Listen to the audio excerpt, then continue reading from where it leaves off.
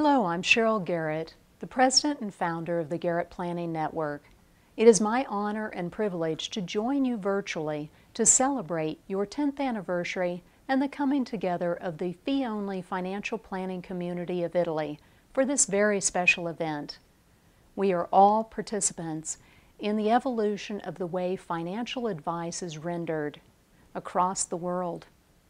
We are co-creating a profession. I'm pleased to join you on this journey. Over the last 30 years, the United States has undergone a dramatic shift in the availability of fee-only financial advice. In our early years, most financial advisors were compensated from the sale of investment or insurance products. However, over the past 10 to 15 years, we've seen a dramatic shift toward fee-only compensation. What's driving this shift? There is a demand from both sides, providers and receivers of financial advice. The providers, financial advisors, recognize the need to help clients in other areas of their financial lives, and they must be compensated for providing this advice. Charging fees solves this dilemma. Most American practitioners are still compensated by a combination of fees and commissions. Although fees are making up a significantly larger percent of total revenues. At the same time, fee-only is the fastest growing area in the U.S. advisory market today. Fee-only advice can be provided in a variety of methods: hourly, fixed fee, retainers, and assets under management. Assets under management is the rage when the market is doing well. But those advisors whose revenues are directly tied to the whims of the financial markets periodically get a painful reminder of the risk they are taking. Since the Great Recession began, American fee-only advisors are revisiting the virtues of flat fees and retainers over assets under management. It turns out the advisors don't like to lose money any more than their clients do. And they'd exchange the opportunity for dramatically rising and falling revenues for the security of a known flat annual fee. Also, most American fee-only practitioners have designed or fell into a business model that virtually requires them to limit the number of clients they serve, while needing to charge more per client for their services, and thereby pricing themselves out of the market for the average person. Is it appropriate for the client? Are these services and the compensation structure in the client's best interest? I advocate hourly billing as the most fair way to charge for financial planning advice for the beginner, middle market, and do-it-yourselfer clientele. And this cohort represents an untapped market of over 80% of the U.S. population and likely a similar percentage around the world.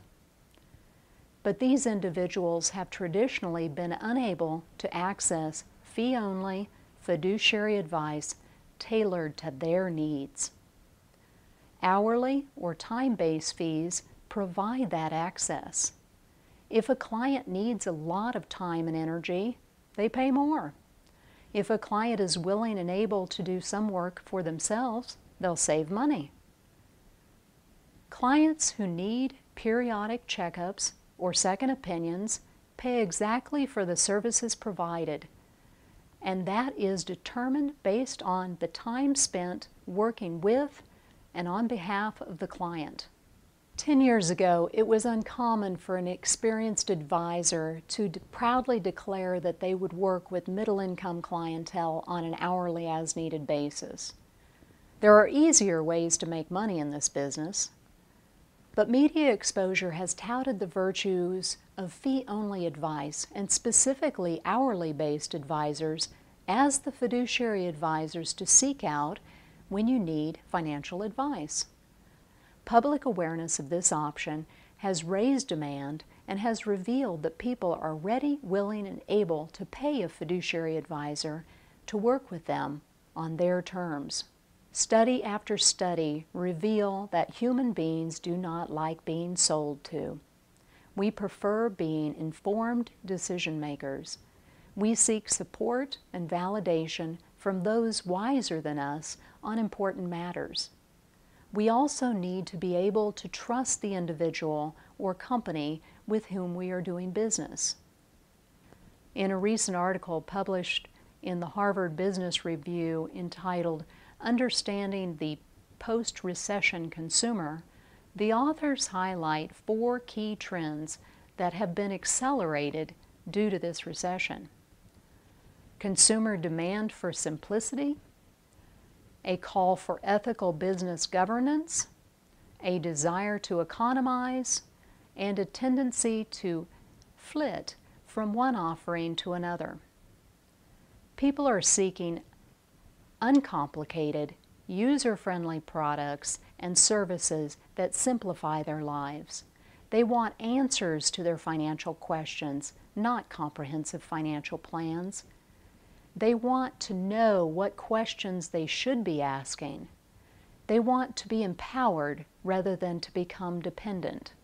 They want to work with fiduciary advisors and ethical financial services companies. They need to economize. They will change providers if we don't deliver. The financial advisors who will be relevant in the future must adapt to the needs and desires of the public now and as they evolve. The public wants and deserves advice on their terms, tailored specifically to their needs, delivered to them in a timely and convenient fashion, and priced in a way that makes those services accessible. And they expect and will require us to put their interests first, always. Together, great things can be accomplished. Congratulations on your first decade. I promise the next one is going to be our most important for our profession and the people who need our help. It's going to be an extraordinary and rapid transition.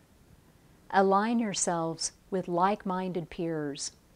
The power of the community is far greater than our individual efforts combined. Here's wishing each of you and those you serve the very best. Thank you.